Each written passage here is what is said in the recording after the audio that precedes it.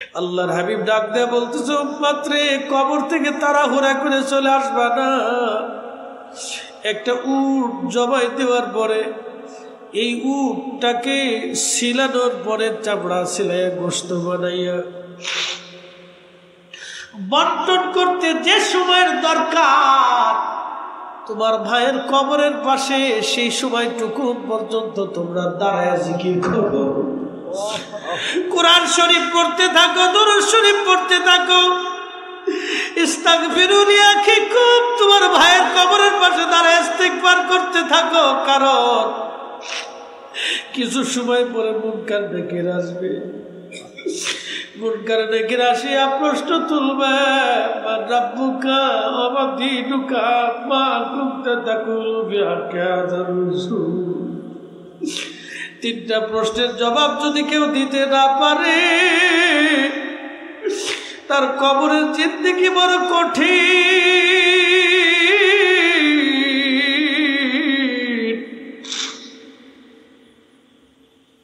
তার আখিরাতের জিন্দেগি বড় কঠিন, কবরের জিন্দেগি বড় কঠিন, কবরের জিন্দেগি বড় ভয়াবহ হবে।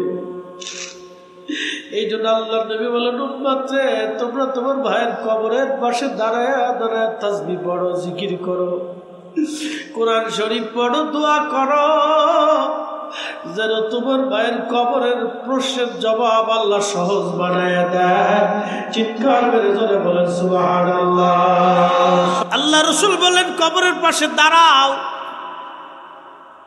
নাহাইতুকুম আন জিয়ারাতিল কুবুর, কবর জিয়ারত আগে আমি নিষেধ করতাম, ফাজুরুহা, এখন আর নিষেধ করি না, তোমরা কবরের পাশে যাও, জিয়ারত করো, জিয়ারত করো, কবরের পাশে দাঁড়াও। কবরের পাশে দাঁড়াইলে তোমার দুইটা লাভ হবে, একটা আখিরাতের কথা মনে হবে, 2 নম্বর তোমার দিল পাথরের মতো যদি শক্ত হয়, কবরস্থানে কবরের পাশে দাঁড়াইলে মোমের মতো নরম হয়ে যাবে। একবার জোরে বলা যাবে কি সুবহানাল্লাহ।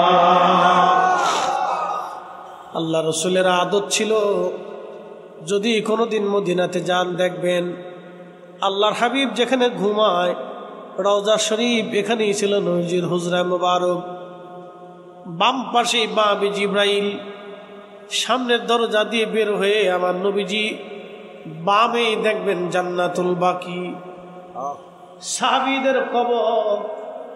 আহা, নবীজি তাহাজ্জুদের সময় হেঁটে হেঁটে চলে যাইতেন। বেশি বেশি করে কবরের পাশে যাবেন, যদি সম্ভব হয় রাত্রিবেলা যাবেন, রাতের আধারে শেষ রাতে ফজরের সময় যাবেন, অথবা সন্ধ্যা রাত্রে যাবেন। যদি বেশি ভয় হয় তাহলে ফজরের নামাজের সময় আপনি যাবেন, অথবা ফজরের নামাজ পড়ে অন্ধকার অন্ধকার থাকতে থাকতে যাবেন। দাঁড়াবেন নীরব নির্জন নিভৃতে। আপনি কবরের পাশে যখন দাঁড়াবেন, দেখবেন আপনার শরীর শীতল হয়ে আসবে, আপনার কাল ঠান্ডা হয়ে যাবে। আল্লাহর কসম করে বলতেছি, আপনি স্তব্ধ হয়ে নীরব দাঁড়িয়ে থাকবেন, দাঁড়াইয়া চিন্তা করবেন, এখানে আগামী বাসস্থান আমার জন্য আসবে। ঠিক ওই সময় আপনার শরীর ঠান্ডা হয়ে যাবে, ঠান্ডা হয়ে যাবে, শীতল হয়ে যাবে, আপনার কাল ঠান্ডা হয়ে যাবে। এই জন্য কবরের পাশে দাঁড়াবেন, জিয়ারত করতে যাবেন, মার কবরের পাশে দাঁড়াবেন। বলে, হুজুর কবরের পাশে দাঁড়াইলে কি লাভ? বলে দিয়ে যাই, যখন আপনি সালাম দিবেন মায়ের কবরের পাশে দাঁড়ায়, আপনার মা সালামের জবাব দিবে।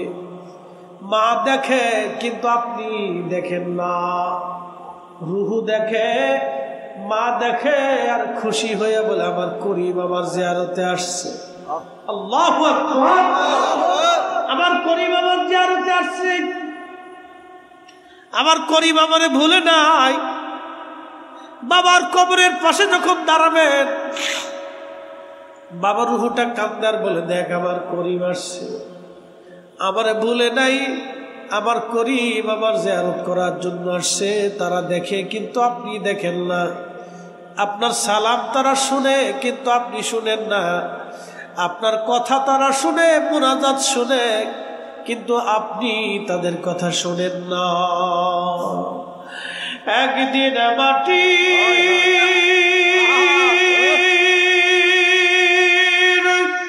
ভিতরে হবে যে কেন বান্ধ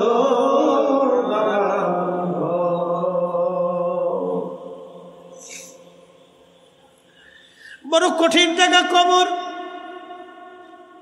6 মাস, 10 বছর, 15 বছর, 20 বছর, 50 বছর, 100 বছর পরে আর কেউ আপনার কবরের পাশে দাঁড়ানোর নাই, কেউ নেই। ছেলে যতদিন বেঁচে থাকবে ততদিন হয়তো সন্তান আপনার কবরের পাশে হয়তো দাঁড়াবে কোনো না কোনো সময়। কিন্তু নাতির জমানা যখন আসবে, দাদার কথা নাতিরা আস্তে আস্তে ভুলে যাবে। পুতির জমানা আসার পরে আপনার কবরের চিহ্ন জগৎ থেকে হারিয়ে যাবে। মাত্র 50 বছরের ব্যবধানে আপনি পৃথিবী থেকে নিশ্চিহ্ন হয়ে গেলেন, হারিয়ে গেলেন। মাত্র 50 বছরের ব্যবধানে আপনার সন্তান, আপনার বংশ থেকে আপনি হারিয়ে গেলেন। এখানে যদি আমি জিজ্ঞেস করি কয়জন বাবার কবরের পাশে মাসে একবার যান, সপ্তাহে একবার যান, খুব কম পাওয়া যাবে।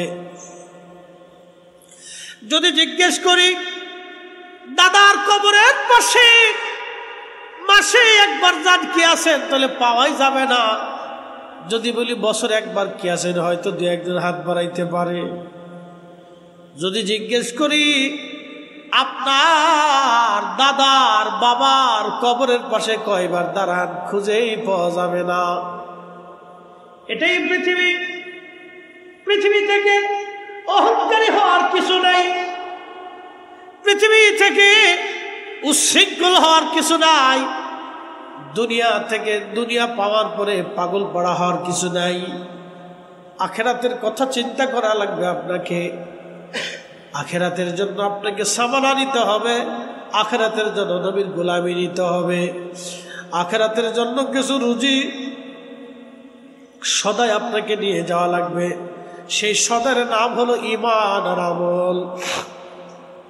ঈমান আর আমল, এই জন্য ঈমানকে বিক্রি করতে হয় না, ঈমান বিক্রি করতে হয় না।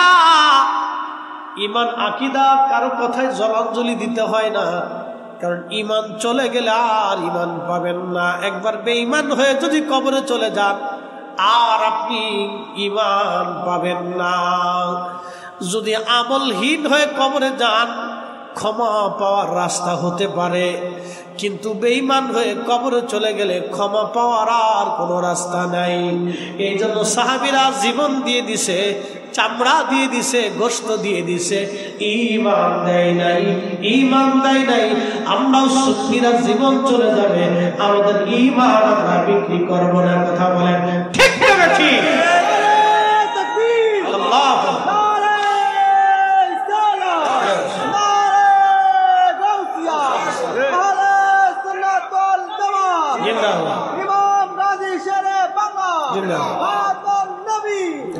সুলাইমান আলাইহিস সালাম বিরাট বড় বাদশা। বর্তমান যে গাজার আগে নাম ছিল আসকালান। বিরাট বড় প্রতাপশালী বাদশা। এক পাশে মানুষ মন্ত্রী থাকতো, আর এক পাশে জিন মন্ত্রী ছিল তার। সারা পৃথিবীর বাদশাহী আল্লাহ তাকে দিয়েছিলেন। শুধু মানুষের বাদশাহী না, জিন জাতির বাদশাহী ছিল। পৃথিবীর মধ্যে জিনদের ভিতরে যত দানব মানব, সবার বাদশা আল্লাহ তারে বানিয়েছিলেন। প্রত্যেক পৃথিবীর ইঞ্চি, সমুদ্রের শেষ সীমানা পর্যন্ত তিনি বাদশা ছিলেন। 7টা মহাসাগর একসাথে তিনি শাসন করতেন, কারণ সাগরের গভীরে জিনদের বসবাস আছে। পৃথিবীতে জিন যেখানে, মানব যেখানে, তিনি বাদশা ছিলেন সেখানে। একবার জোরে বলা যাবে আল্লাহু আকবার। হযরতে সুলাইমান বিরাট বড় রাজদরবারে বসা। এমন সময় একটা যুবক তার রাজদরবারে বসা ছিল, সুদর্শন দেখতে। ইমাম আহমদ ইবনে হাম্বল কিতাবুজ জুহুদের মধ্যে তিনি লেখেন, ওই যুবক দেখে হযরত সুলাইমান আলাইহিস সালামের রাজদরবারে যুবক বসা।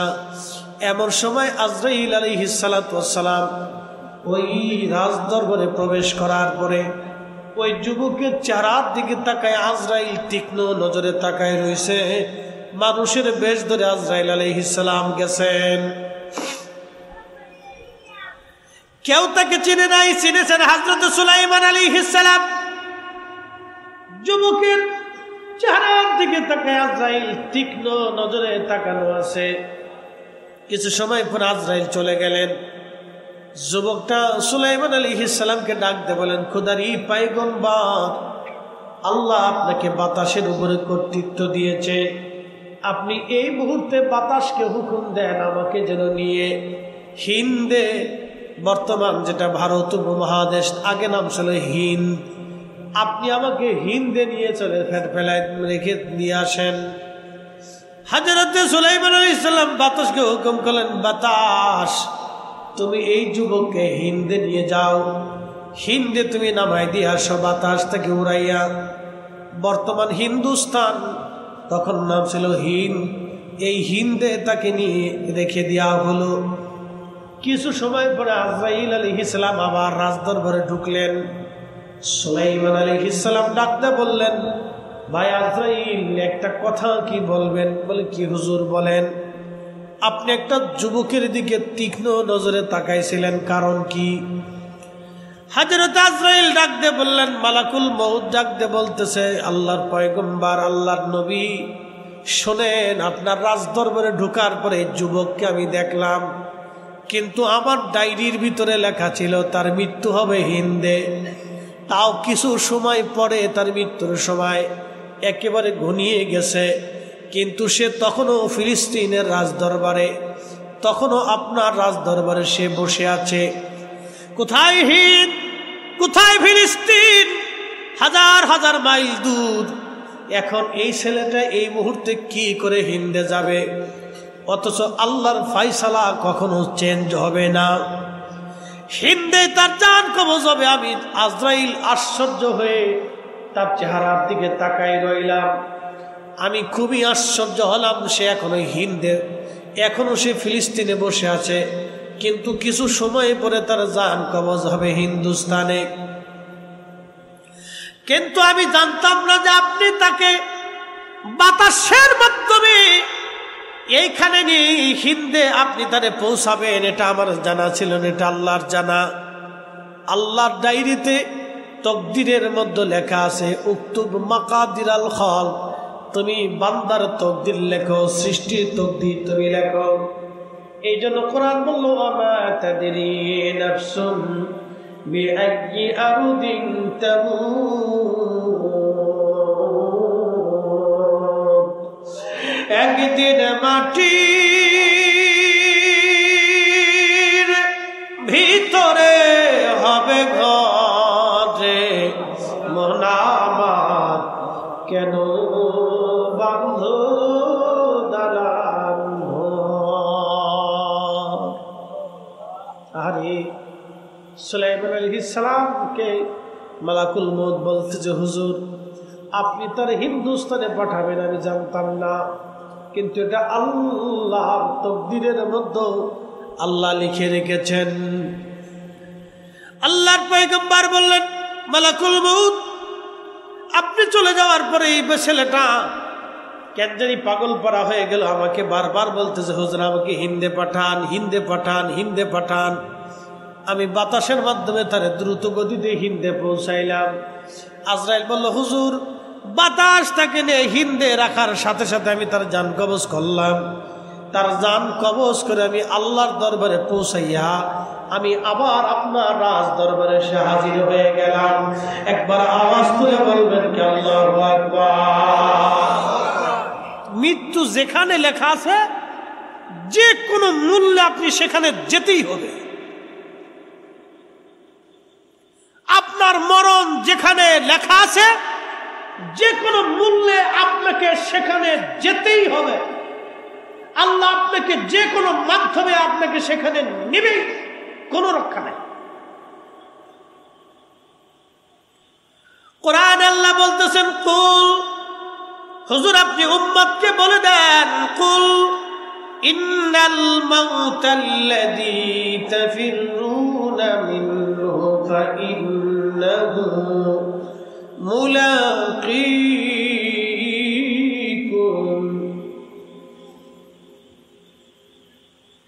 হুজুর আপনি বলে দেন,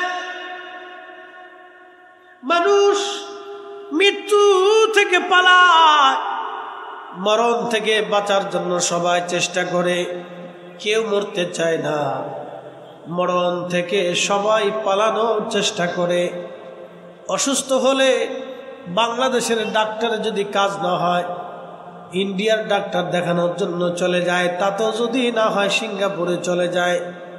তাতেও যদি না হয় তাহলে আমেরিকা চলে যায়, লন্ডন চলে যায়, বড় বড় বিজ্ঞ বিজ্ঞ ডাক্তার দেখানোর জন্য। আচ্ছা বলেন তো, যারা বড় বড় চিকিৎসা বিজ্ঞানে নোবেল জয় করলো, তারাও কি দুনিয়াতে বেঁচে আছে? তারা কি একসময় বেঁচে থাকবে না? তারাও মারা যাবে। পৃথিবীর সবচেয়ে বড় ডাক্তার যিনি ছিলেন তার নাম ইবনে সিনা। মুসলিম একজন ডাক্তার, শুনবেন তিনি অনেক বড় পরহেজগার ছিলেন। পুরুষ ডাক্তার রোগী আসলে উনি সরাসরি দেখতেন, কিন্তু কোনো মহিলা রোগী আসলে উনি সরাসরি কোনো নারীর চেহারা দেখতেন না, কোনো নারীর হাত ধরতেন না। উনি নারীকে পর্দার আড়ালে বসাইয়া সুতা ধরাই দিতেন, ওই মহিলার হাতে সুতা দিতেন, নিজে সুতা ধরতেন, সুতা টেনে টেনে টেনে টেনে ইবনে সিনা রোগ নির্ণয় করতেন।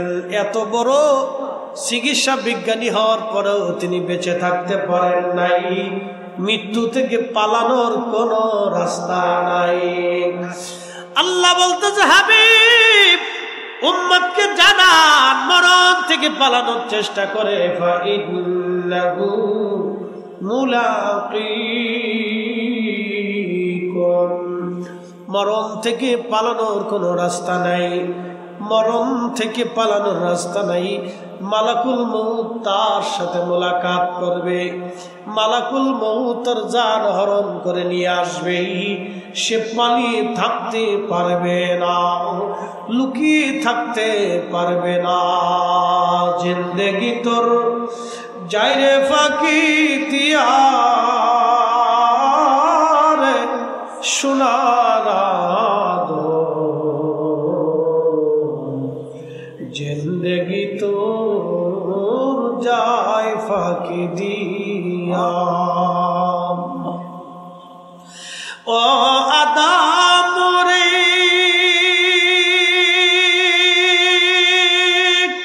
কাবিনের ওই কোলেতে কাল ঘুমেতে রইলি তুই, সারা নিশি কাটাইলি তুই ঘুমাইয়া ঘুমাইয়া রে সোনারা দো, জিন্দেগি তো যায় ফাঁকি দিয়া। মালাকুল মউত আসবে, দুনিয়াতে থাকার কোনো সুযোগ নাই। মালাকুল মউত আসবে, আহারে তার সুরত আছে, বিরাট বড় সুরত। আজরাইলের আসল সুরত খুবই বিকট, খুবই ভয়াবহ সুরত তার। যখন পাপিষ্ঠ যারা আজরাইল আলাইহিস সালাম যখন আসে, তখন তার সুরত দেখার পরে ওই রুহুটা প্রত্যেক দেহের অঙ্গ প্রত্যঙ্গের মধ্যে পালায়। রুহু দৌড়াইতে থাকে, একবার পায়ের পৃষ্ঠদেশে যায়, আঙ্গুলের মাথায় আসে, পালানোর চেষ্টা করে, সে দৌড়ায় দৌড়ায়। মৃত্যুর যন্ত্রণা তখন বাড়তে থাকে, কঠিন হতে থাকে মৃত্যু। কত কঠিন মৃত্যু! প্রিয় নবীজি ডেকে বলতেছে, উম্মত, একটা উট বিনা কুরবানিতে, বিনা জবাহ করাতে, জিন্দা অবস্থায় একটা উটের চামড়া ছিলাইলে, জিন্দা অবস্থা একটা উটের চামড়া ছিলাইলে যে পরিমাণে কষ্ট হয়, আহা, ওই উটটাকে আবার চামড়া দেওয়ার পরে আবার ছিলানো হবে, আবার চামড়া হবে, আবার ছিলানো হবে। এইভাবে 100 বার চামড়া হবে, 100 বার তাকে আবার ছিলানো হবে। একটা উটকে 100 বার চামড়া ছিলাইলে যেই পরিমাণে কষ্ট হয়, বদকার পাপিষ্ঠদের রুহু কবজের সময় এরকম কষ্ট হতে থাকে। আল্লাহর নবী বললেন, আঙ্গুলের মাথায় রুহুগুলি দৌড়ায় দৌড়ায় আসে, রুহুটা আবার বিভিন্ন জায়গায় দৌড়ায় আজরাইল থেকে পালানোর জন্য। কিন্তু আজরাইল আলাইহিস সালাম তাকে তো অবশ্যই নিয়ে চলে যাবে। যাকে নিয়ে যাওয়া হলো তাকে দেখা গেল না, যিনি নিলেন তাকেও দেখা গেল না, কিন্তু চলে গেছে সত্য। আব্দুল করিম মরে গেছে। করিমকে যিনি নিয়ে গেলেন তিনি মালাকুল মউত। করিমরেও দেখা গেল না, যিনি নিলেন তাকেও দেখা গেল না। যার হুকুমে নিলেন তারও দেখা যায় না। যেই জগতে নিয়ে যাওয়া হলো সেই জগতও দেখা যায় না। কিন্তু আব্দুল করিম ঠিকই চলে গেল, করিমকে ঠিকই নিয়ে যাওয়া হলো। করিম চলে গেল সত্য, করিম মারা গেল সত্য, করিমকে নিয়ে যাওয়া হলো সত্য। করিম মারা গেল, করিম চলে গেছে, করিমও সত্য। যিনি আজরাইল নিলেন তিনিও সত্য, যার হুকুমে নিয়ে যাওয়া হলো তিনিও সত্য। যেই জগতে নিয়ে যাওয়া হলো সেই জগৎ সত্য। আল্লাহর কোরআন বলতেছে, সুম্মা তুরাদ্দুনা ইলা আলিমিল গায়বি ওয়াশ শাহাদাত। অতঃপরে এমন একজন মালিকের কাছে তোমরা আসবা, যে মালিক আমি আল্লাহ।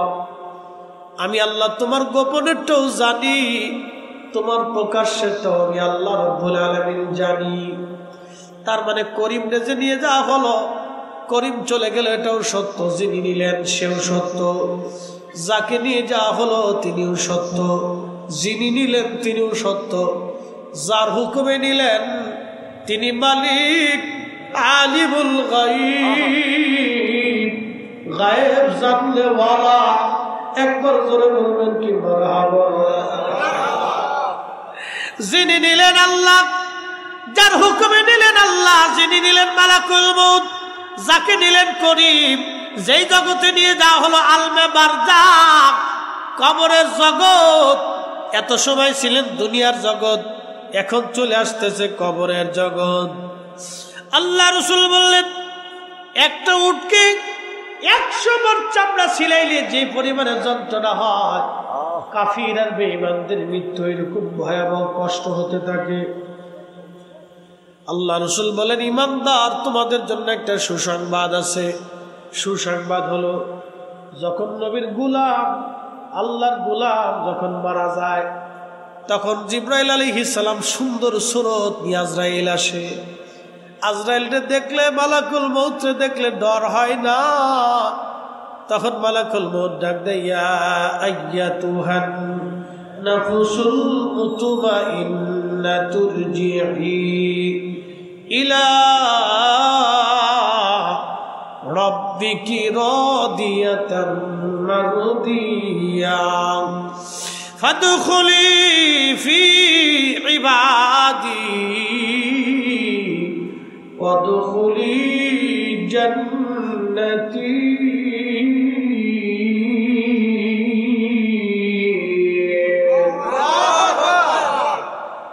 ইয়া আইয়াতুহান নাফস, হে নফসে মুতমাইন্না, প্রশান্ত আত্মা,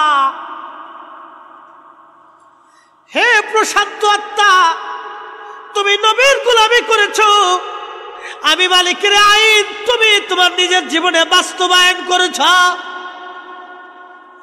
হে নফসে মুতমাইন্না, তোমার দ্বারা কোনো মানুষের ক্ষতি হয় নাই, তুমি কোনো মানুষের হক নষ্ট করো নাই, তোমার দ্বারা কোনো মানুষ কষ্ট পায় নাই, রাষ্ট্রের ক্ষতি হয় নাই, সমাজের ক্ষতি হয় নাই। তুমি নবীর গোলামি করে আল্লাহর আইন মেনে মেনে তুমি চলে আসছো। হে নফসে মুতমাইন্না, প্রশান্ত আত্মা, সুস্থ আত্মা, তুমি আসো আমি আল্লাহর দরবারে। একবার জোরে বলা যাবে কি মারহাবা। এজন্য ওলিরা ইন্তেকাল করলে তাদের মাজার হয়। ওলিরা ইন্তেকাল করলে মানুষ তাদের জিয়ারতে কারণ তারা নফসে মুতমাইন্না। ইরজিই, আসো, ইলা রাব্বিকি রাদিয়াতাম মারদিয়া, আমি আল্লাহর খুশির দিকে তুমি আসা, আমি আল্লাহ তোমার উপরে খুশি, তোমার উপরে খুশি। ফাদখুলি ফি ইবাদি ওয়াদখুলি জান্নাতি, তুমি আমার নিয়ামত প্রাপ্ত বান্দাদের সাথে আমার জান্নাতে আসো, আমার ওলিরা যে জান্নাতে, তুমি সেই জান্নাতে আসো।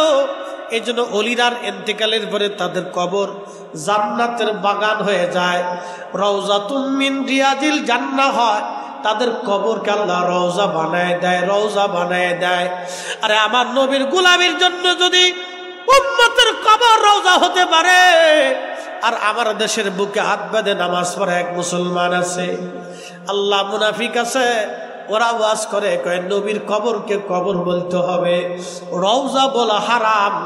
যারা রসুলের কবর মুবারক রওজা মুবারককে রওজা বলতে চায় না, রওজা মনে করে না, তারা মূলত আল্লাহর কোরআন মানে না। কি কথা কর না কেন, ঠিক না?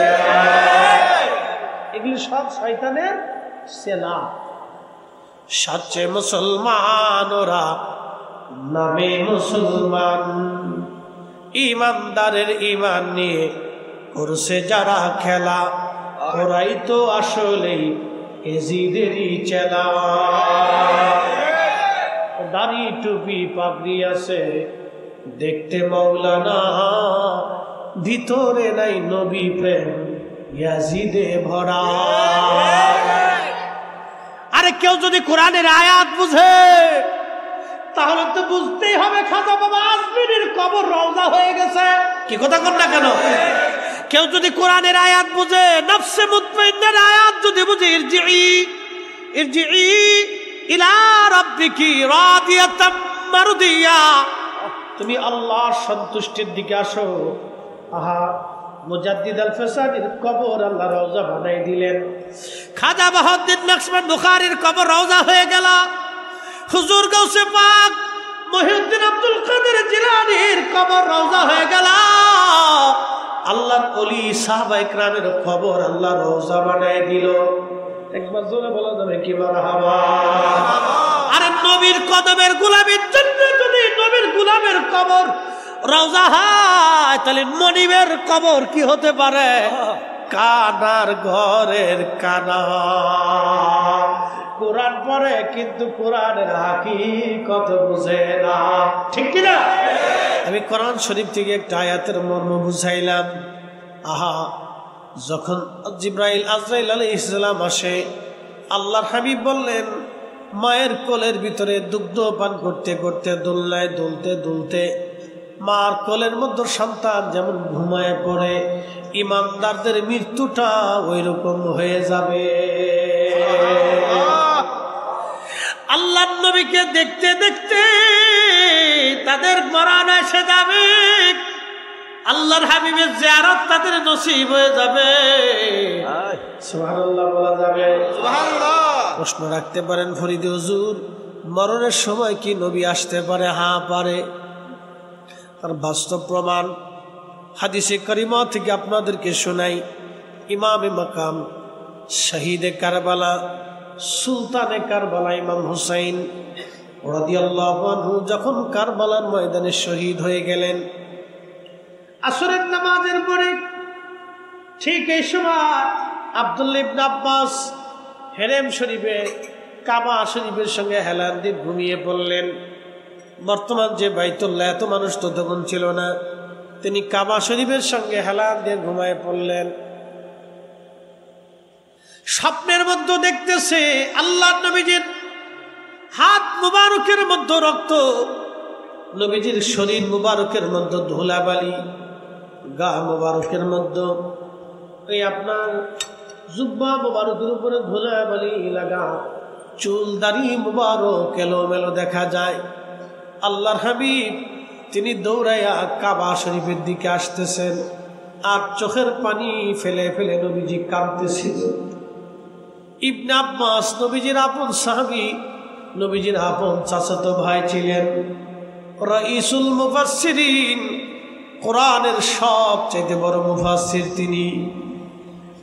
তিনি বলতেছেন আমি স্বপ্ন দেখি কাবার থেকে নবীজি কেঁদে কেঁদে দৌড়ায় দৌড়ায় আসি। আমি জিজ্ঞেস করলাম ইয়া রাসূলুল্লাহ আপনার চোখে পানি কেন, চুল দাড়ি মোবারক এলোমেলো কেন, আপনার গা মোবারকের মধ্যে ধুলাবালি লেগে আছে কেন? হুজুর এইভাবে দৌড়ায় দৌড়ায় কেঁদে কেঁদে আসতেছেন কেন? আমি ইবনে আব্বাস তো আপনাকে জীবনে কোনোদিন এরকম দেখি নাই, আপনি কেন এইভাবে কাঁদতেছেন?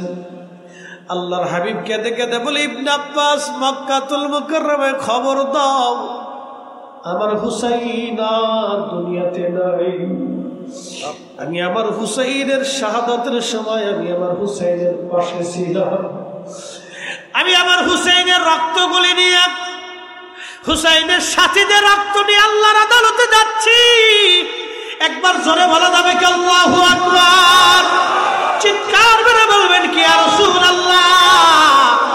তাহলে আশিকের ইন্তেকালের সময় নবী আশিকি আসে না।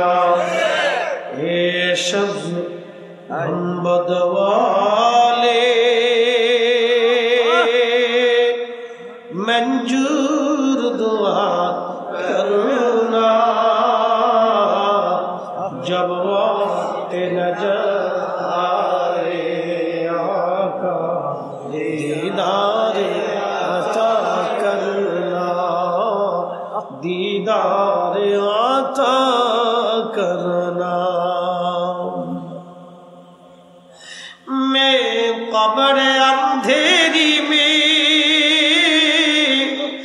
घबराऊंगा जब तन्हा इमदाद मेरी करने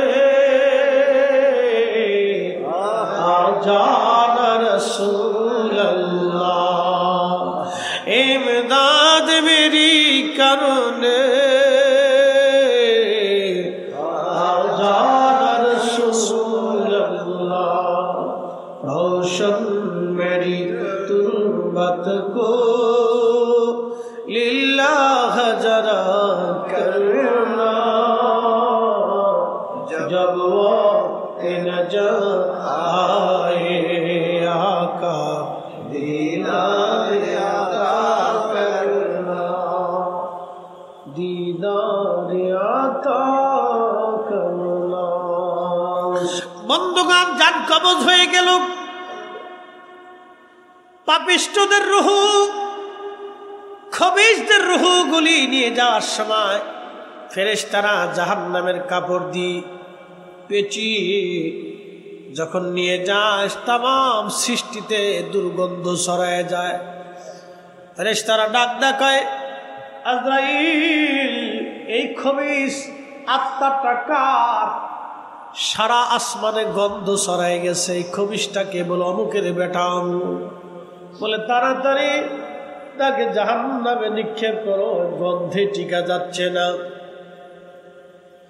আর যখন ইমানদারের রূহগুলি নিয়ে যাওয়া হয় সারা আসমান জগতে সুগন্ধ ছড়ায় যায়। ফেরেশতারা ডাক ডাকে আজরাইল এই নফসে মুতমাইন্নার অধিকারী কে? কোন ব্যক্তি যার সুগন্ধ তামাম আসমান জগতে ছড়ায় গেল? তখন আজরাইল বলতেছে অমুকের বেটা অমুক। বলে তাড়াতাড়ি তাকে জান্নাতে নিয়ে যাও। বন্ধুগণ আমার, এরপরে বান্দার ইন্তেকালের পরে তার কবরস্থ করার জন্য কবর খনন করা হয়। আহা, রুহু যদি বদকার হয় ওই রুহুটা কাঁদতে থাকে আর বলে সন্তানরা রে আমার এত তাড়াতাড়ি কবরস্থ করো না, আমার কবরটা জাহান্নামের টুকরা হয়ে গেছে।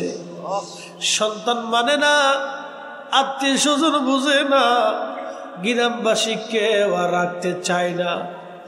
যত বড় ধনী হোক মরে যাওয়ার সঙ্গে সঙ্গে ঘর থেকে বের করে নিয়ে উঠানে নিয়ে চলে আসে। কত জমিদারি বাহাদুরি, দুনিয়ার সম্পদের অহংকার, কত রাজা বাদশা যাদের ভয়ে মানুষ থরথর করে কাঁপত, তাদের কবরের পাশে আজ গরু, ছাগল, হাঁস, মুরগি, ভেড়া, গাধা, দুম্বা চড়ে বেড়ায়। তাড়ানোর ক্ষমতা যার তাদের নাই। ওই বান্দাটার রূহ কাঁদতে দেখে আর বলে, সন্তান আমার তাড়াতাড়ি কবরস্থ করো না, আমার কবর জাহান্নামের টুকরা হয়ে গেছে। সন্তানরা বলে, তাড়াতাড়ি আব্বাজানকে কবর দিয়ে দেন, 24 ঘন্টা পরে গন্ধ ছড়ায় যাবে।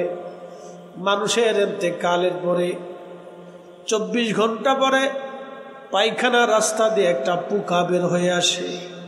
এই পোকাটা সারা শরীরের মধ্যে ছড়াইয়া যায়, দেখা যায় না চোখ দিয়া, সারা শরীরের মধ্যে ছড়াইয়া শরীর থেকে তখন গন্ধ বের হতে থাকে, গন্ধ।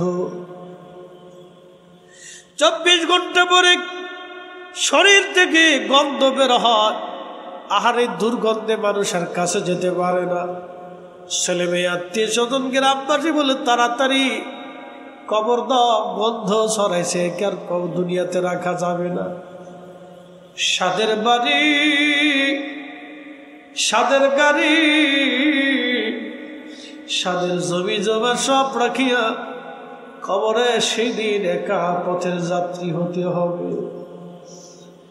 কবরে সেই দিন একা পথের যাত্রী, দুনিয়ার সব রেখে একা রওনা হতে হবে, একা। শূন্য হাতে পৃথিবী বিখ্যাত বাদশা জুলকারনাইন, বাদশা জুলকারনাইনের ইন্তেকালের পরে জুলকারনাইন উজিরকে বলেন, উজির রে, আমার ইন্তেকালের পরে 2টা কাজ তোমরা করবে। 1 নম্বর কাজ হলো, আমার ইন্তেকালের পরে আমার ডান হাতটা তোমরা আমার কাফনের বাইরে এইভাবে উন্মুক্ত রেখে দিবা। 2 নম্বর, আমাকে কবরে নেওয়ার সময় সোনা দানা টাকা পয়সাগুলি যারা আমাকে বহন করে কবরে নিয়ে যাবে তাদের পায়ের নিচে ছিটাই দিবা। উজির ডাক দে বলল, হুজুর আপনি এত বড় প্রতাপশালী বাদশা, তামাম দুনিয়ার বাদশাহী আল্লাহ আপনারে দিয়েছিল, আপনার হাত কেন বাইরে রাখবো, কারণ কি? জুলকারনাইন ডাক দে বলতেছে, উজির আমার হাতটা এই জন্য বাইরে দিবা, পৃথিবীর মানুষ দেখো বাদশা জুলকারনাইন, পৃথিবীর এমন কোন ইঞ্চি মাটি নাই যে ইঞ্চি মাটির বাদশাহী আল্লাহ আমারে না দিয়েছে। যেই বাদশার কথা কোরআন শরীফে যার কথা আসছে, পৃথিবী জুড়া বাদশাহী দিয়েছিলেন। সূর্য যেখানে ডুবে যায় যে সাগরে, সেখান পর্যন্ত তিনি গিয়েছিলেন, যা আজও বিজ্ঞান যেতে পারে নাই। সূর্য যেখান থেকে উঠে সমুদ্রের শেষ সীমানা পূর্ব, বিজ্ঞান যেখানে যেতে পারে নাই তিনি সেখানে গিয়েছিলেন। এত বড় বাদশা শূন্য হাতে বলে, আমি তামাম পৃথিবী জয় করেছিলাম আমার এই হাতের তলোয়ারের জোরে। এই হাতের তলোয়ার চালনা দেখে কত মানুষ রাজ্য ছেড়ে পালিয়ে গেল। আমি জুলকারনাইন শূন্য হাতে কবরে চলে যাচ্ছি, দুনিয়ার মানুষ দেখো। তামাম পৃথিবীর বাচ্চা হওয়ার জন্য আমি অনেক সম্পদের মালিকাস, আমার কবরস্থ করার জন্য আমার খাটিয়া যখন নিয়ে যাওয়া হবে লাশ, তাদের পায়ের নিচে সোনা দানা টাকা পয়সা হীরা মানি মুক্তা জহরত মিশাই দিবা। দুনিয়ার মানুষ বুঝুক এই সোনা দানা টাকা পয়সা দিয়ে বাদশা জুলকারনাইনকে দুনিয়াতে রাখা যায় নাই। যদি সোনা দানা টাকা পয়সা দিয়ে মানুষকে দুনিয়াতে রাখা যাইতো তাহলে জুলকারনাইন কবরে যাওয়া লাগতো না। মানুষ এটা বুঝুক, সোনা দানা টাকা পয়সা জুলকারনাইনের হায়াত দেয় নাই। আল্লাহর নবী বললেন, কবরে নিয়ে যাওয়া হয়, গোসল করানো হয়, তখন রুহটা কাঁদতে থাকে। দেখবেন যখন গোসল করা হয় আলতো আলতো ভাবে তার শরীর মেসেজ করে ধুতে হয়, জোরে চাপ দেওয়া তার নিষেধ। ধীরে ধীরে ধীরে ধীরে তারে গোসল করানোর নিয়ম। পানি ঠান্ডা দিতে হয় না, কুসুম কুসুম গরম পানি দিতে হয়। কুসুম কুসুম গরম পানি দিয়ে তার গোসল করানো হয়, বড়ই পাতা দেওয়া হয়। আহা, পৃথিবীর বড় বড় রাজা বাদশারা চলে গেল, তাদের কবরের চিহ্ন অনেকের হারিয়ে গেছে, কবরের মাটি পর্যন্ত হারিয়ে গেছে। তাদের রাজত্বের সীমানা আজ দুনিয়াতে নাই রে। তাদের সম্পদের অহংকার আজকে দুনিয়ায় নাই, সৈন্য সামন্ত তাদের বাঁচায় রাখতে পারে নাই। মানুষ আমরা বেহুশ, সবাইকে আল্লাহর দরবারে চলে যেতে হবে। আল্লাহ বলেন ইন্না, নিশ্চয়, লিল্লাহি, আমরা আল্লাহর জন্য, ওয়া ইন্না ইলাইহি রাজিউন, আমরা আল্লাহর দিকে সবাই ফিরে চলে যাব। আল্লাহর কাছে সবাই ফিরে চলে যাব। 8,000 মুসলমান, আল্লাহর নবী বলতেছেন, যখন গোসল করে খাটিয়ার মধ্যে করে কাফন দাফন পরায় নিয়ে যাওয়া হয়, রুহু কান্দার বলে, সন্তান, তোমার জন্য সুদ ঘুষ মানি নাই, দুনিয়ার মানুষের হক নষ্ট করে দিয়ে তোমার জন্য জমি জমা করছি। ছেলেরা মেয়ের আজকে আমার এত তাড়াতাড়ি কবর দাও। নবীজি বলেন, আয়েশা রে, মানুষের জীবনের কঠিন সময়টা হলো এই সময়, যখন কবরে নামানো হয়, লোকটা তখন রুহুটা ভাবতে থাকে, আমার কবরে বুঝি আমার সঙ্গী যাবে। দুইজনে কবরে নামাইয়া কবর থেকে যখন উঠে চলে আসে, তখন রুহু কাঁদতে থাকে, সন্তান দাঁড়ে আমরা একা ফলায় যাইব না, কবরের জিন্দেগি বড় কঠিন, এই পথে আমি একা একা, আজ আমার সঙ্গী কেউ নাই। দুনিয়ার জেলখানায় বন্দী হইলে চেয়ারম্যান, মেম্বার, ওসিডি, সিএসপি, নেতা কর্মী দিয়া, উকিল মুক্তার দিয়া তারা সারানোর ব্যবস্থা করা হয়। কিন্তু কবরের জেলখানায় যদি নেওয়া হয়, কে সারাবে, কে দেখতে আসবে সেই দিন? আমার রসুল ছাড়া আর কোন গতি নাই। কথা ঠিক কিনা?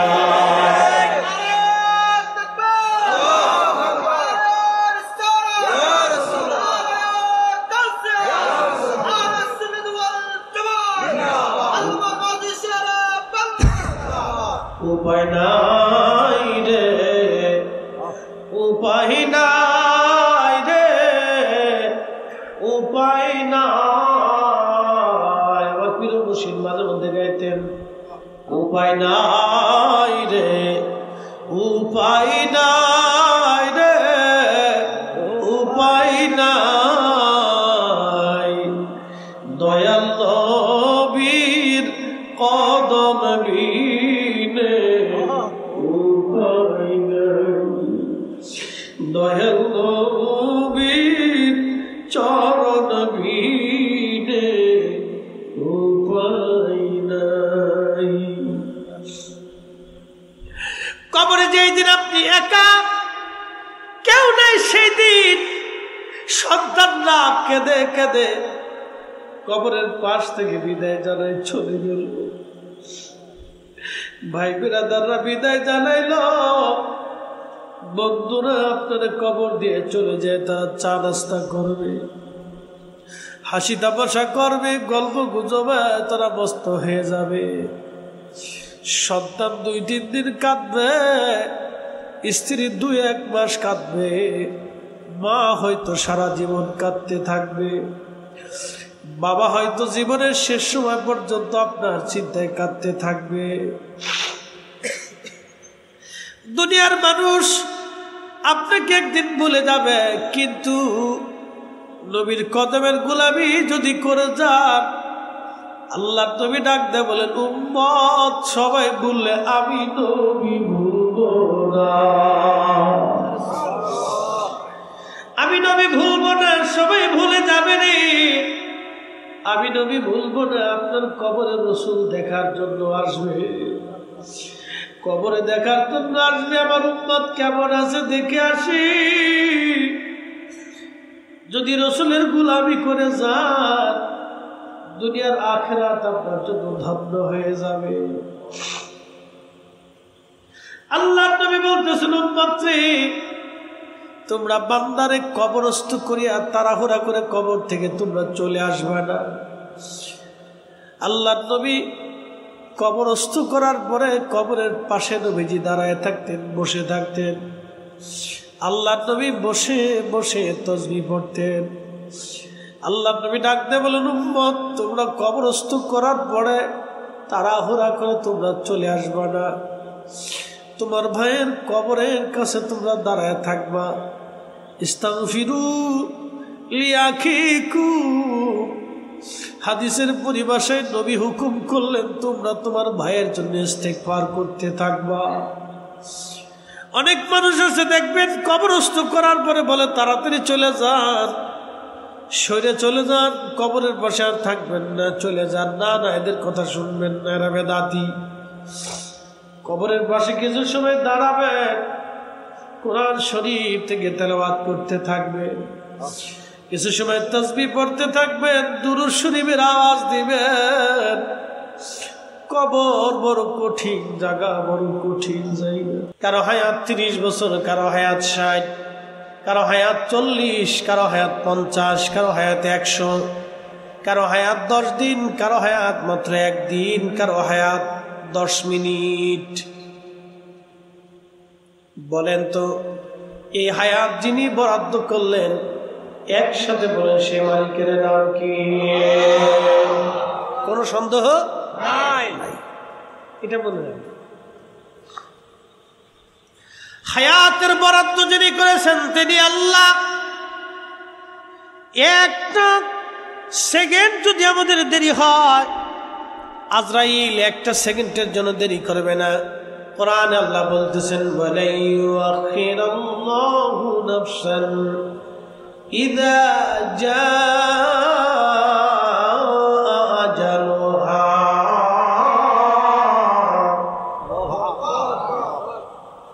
আল্লাহ বললেন, হাবিব উম্মতকে জানান আমার বান্দার হায়াতের সীমানা যখন শেষ হয়ে যাবে, 1 সেকেন্ড আগেও হবে না, 1 সেকেন্ড পরেও হবে না। হায়াত যদি শেষ হয়, দুনিয়াতে থাকার আর কোনো সুযোগ নাই। আর দুনিয়া থেকে কবরে চলে আসলে ফিরে যাওয়ার আর কোনো সুযোগ নাই। একদিন মাটির ভিতরে হবে ঘরে, মন আমার কেন বান্ধু দালান ঘর, মন আমার কেন বান্ধু দালান ঘর। ইন্নাল্লাহ ইনদাহু ইলমুস সাআ। নবী বললেন কিয়ামত কোন দিন হবে? কোরআনে আল্লাহ বললেন, হাবিব উম্মতকে জানান কিয়ামত কোন দিন হবে, কোন সময় হবে, কত তারিখে হবে, কোন মুহূর্তে হবে, দিনে না রাতে, আমি আল্লাহ ছাড়া কেউ জানে না। ওয়ায়ুনাজ্জিলুল গায়স, বৃষ্টি কখন আসবে, কোন সময় আসবে, আল্লাহ ছাড়া কেউ জানে না। একবার জোরে বলবেন কি মারহাবা। এই যে মাহফিলের আগে আজকে বৃষ্টি কখন হবে আল্লাহ ছাড়া কেউ জানে না, কোন সময় হবে আল্লাহ ছাড়া কেউ জানে না, আল্লাহ ছাড়া কেউ জানে না। ওয়ায়ালামু মা ফিল আরহাম, মায়ের পেটের মধ্যে ছেলে হবে না মেয়ে হবে, আল্লাহ ছাড়া কেউ জানে না। একবার জোরে বলবেন কি মারহাবা। অনেকে মেয়ে হইলে অনেকের স্ত্রীর দোষ দেয়, খালি তোমার ঘরে মেয়ে হয়। অনেক পুরুষের ঘরে শুধু মেয়ে হইলে অনেকে বেজার হয়ে যায়। এ আল্লাহর বান্দা সাবধান, মেয়ে হইলে বেজার হবেন না। আবার ছেলে হইলে অনেকে শুধু বেজার হয়, খালি ছেলেই হয় মেয়ে হয় না, তাও না। বলেন তো মায়ের গর্ভে যিনি ছেলে মেয়ে দেন তিনি তো আমার আল্লাহ, ওনার দরবার থেকে বাজেট হয় কে কয়টা সন্তানের অধিকারী হবে। বাংলাদেশে এমন ধনী আছে কোটি কোটি টাকার মালিক, কিন্তু একটা সন্তান নাই। এমনও ব্যক্তি আছে খাবার দেওয়ার, শোয়াবার, ঘুমানোর জায়গা নাই, কিন্তু তার 4-5টা সন্তান। এই সব ব্যবস্থার মালিক আমার আল্লাহ। এখানে মানুষের কোনো হাত নাই, কথা বলেন ঠিক কিনা? প্রিয় উপস্থিতি, খুবই মনোযোগ দিয়ে কথাগুলি শুনবেন বাবাজি।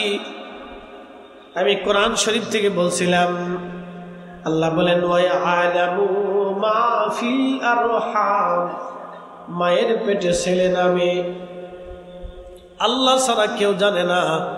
কিন্তু একটা কথা মনে রাখবেন, আল্লাহর নবী ফাতেমা রাদিয়াল্লাহু আনহার ব্যাপারে বলে দিয়েছিলেন, তালিদ ফাতিমাতু ইনশাআল্লাহু গুলামান জাকিয়া, আমার ফাতেমার গর্ভে অচিরেই একটা সন্তান আসবে, তিনি ইমাম হুসাইন রাদিয়াল্লাহু আনহু। একবার জোরে বলবেন কি মারহাবা। প্রিয় চট্টগ্রাম হাটহাজারীবাসী, হাটহাজারী না? ঠিক আছে, হাটহাজারীর মুসলমান, খুবই মনোযোগ দিয়ে কথাগুলি শুনে যাবেন। যে যাই বলুক, কারো কথায় কর্ণপাত করা যাবে না। আমার রসুল কারীমের শানকে যারা ছোট করে দেখবে, সে আমার বাপ চাচা আত্মীয় স্বজন হলেও তাকে মানা যাবে না, মেনে নেওয়া যাবে না। কথা বলেন ঠিক কিনা? বুঝে যাবেন, বাপ চাচা আত্মীয় স্বজন যে হোক, ও মানা যাবে না। এটা ভুলের মধ্যে আছে, গুমরাহির মধ্যে আছে।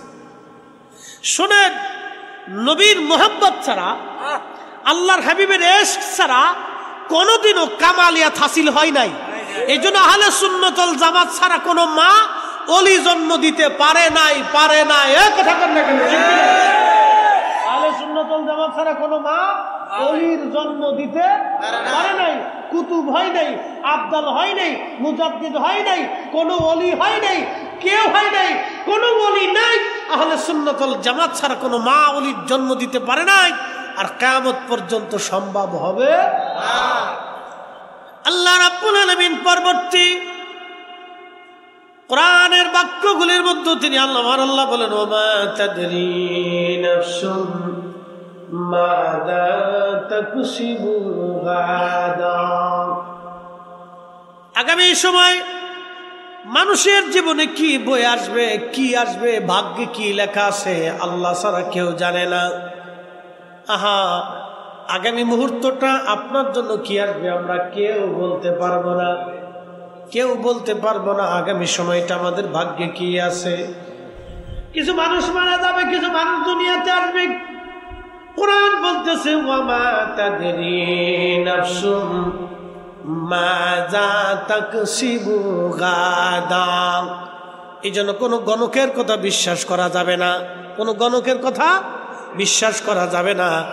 যদি গণক বলে আপনার বিপদ আছে, বিশ্বাস করা যাবে না, কারণ এইগুলি সব ভ্রান্ত কথা। আল্লাহ বলতেছেন, বান্দার ভাগ্যের মধ্যে কি লেখা আছে আল্লাহ ছাড়া কেউ জানে না।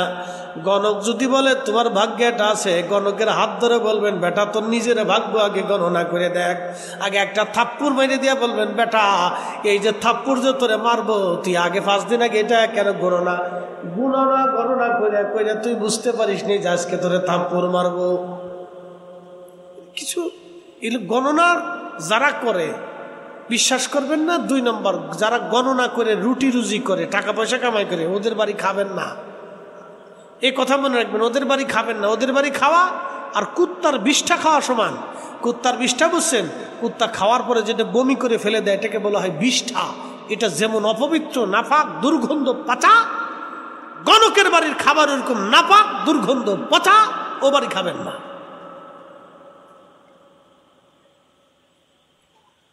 গণকের কথা বিশ্বাস করবেন না। আল্লাহ রাব্বুল আলামিন আরশে মুআল্লাহ সৃষ্টি করলেন। আরশে মুআল্লাহ সৃষ্টি করার পরে আল্লাহ কুরসি সৃষ্টি করলেন। কুরসি সৃষ্টি করার পরে আমার আল্লাহ লৌহ কলম সৃষ্টি করলেন। কলমকে বলেন, কলম তুমি লেখো। কলম ডাক দিয়ে বলে, ইয়া রাব্বি, কি লিখবো? আল্লাহ বলেন, উকতুব মাকাদিরাল খালক, তুমি সৃষ্টির তকদির লিখতে থাকো। একটা বিড়ালের ভাগ্য কি হবে আল্লাহ ছাড়া কেউ জানে না। একটা কুকুরের ভাগ্যে কি আছে আল্লাহ ছাড়া কেউ জানে না। আপনার বাড়ির গরু কি পরিমাণে দুধ দিবে আল্লাহ ছাড়া কেউ জানে না। আগামী মুহূর্তটা আমাদের জন্য কি আসবে আমরা জানি না। আগামীর সকাল পৃথিবীর জন্য কি আসবে আমরা কেউ জানি না। আগামীর সূর্যোদয় বাংলাদেশের জন্য কি হবে আমরা কেউ জানি না। এক সময় যারা ক্ষমতায় ছিল তারা হয়তো ভাবছিল আমরা ক্ষমতা পেয়ে গেছি, এখন যারা ক্ষমতা আসছে তারা চিন্তা করতেছে আমরা বিরাট কিছু হয়ে গেছি। আসলে ঘোড়ার ডিম কিছুই না, ক্ষমতা কারো চিরস্থায়ী না, এটা আজকে আছে কালকে নাই। কথা কোন ঠিক কিনা? এগুলো আজকে আছে নাই, এগুলি নিয়ে ফাড়াফাড়ি কারাকারি গুতাগুতি লাফালাফি ভিডি যারা করে তারা বুকা, এটা বুঝে না যে ওটা আগামী দিন শেষ হয়ে যাবে। এটা আল্লাহ কর্তৃক ফয়সালা, এটা শেষ হবেই। 3000 বছরের রোম সাম্রাজ্য, পার্সিয়ান সাম্রাজ্য শেষ হয়ে গেছে। 7-8 হাজার বছরের রোমান সাম্রাজ্য শেষ হয়ে গেছে। 600 বছরের উসমানী সাম্রাজ্য শেষ হয়েছে। আব্বাসীয়, উমাইয়া, ফাতেমীয়, কত পৃথিবীর সাম্রাজ্য শেষ হলো। চেঙ্গিস খানের মতো এত প্রতাপশালী বাচ্চা 2 কোটি মানুষ যে জীবন কেড়ে নিয়ে নিল, হাজার হাজার নারী ধর্ষণ করলো, আজকে তার কবর পৃথিবীতে খুঁজে পাওয়া যায় না, তার সাম্রাজ্য নিশ্চিহ্ন হয়েছে। আজকে যদি তার কবর পাওয়া যেত তাহলে আমি নিশ্চিত বিশ্বাসী তার কবরে যা মানুষ পেশাব করত, পায়খানা করত, তার কবরে যা থুতু নিক্ষেপ করত, সে শুধু তার সাম্রাজ্য বাঁচানোর জন্য 2 কোটি মানুষের জীবন কেড়ে নিয়েছিল। সেই সময় হালাকু তার সাম্রাজ্য বাঁচানোর জন্য ইরাকের বাগদাদে 16 লক্ষ মুসলমানকে হত্যা করেছিল। কিন্তু আজকে হালাকু নাই, ইরাকের বাগদাদে ইসলাম আছে, ইরাকের বাগদাদে কালেমার আজান হয়, ইরাকের বাগদাদে কোরআনের তেলাওয়াত হয়, ইরাকের বাগদাদে মুসলমানরাই শাসন করে। কথা বলেন ঠিক না? প্রিয় উপস্থিতি আমার, আল্লাহ রাব্বুল আলামিন কোরআন আরো বলেন, ওমা তাদরি নাফসুম বিআইয়ি আরদিন তামুত।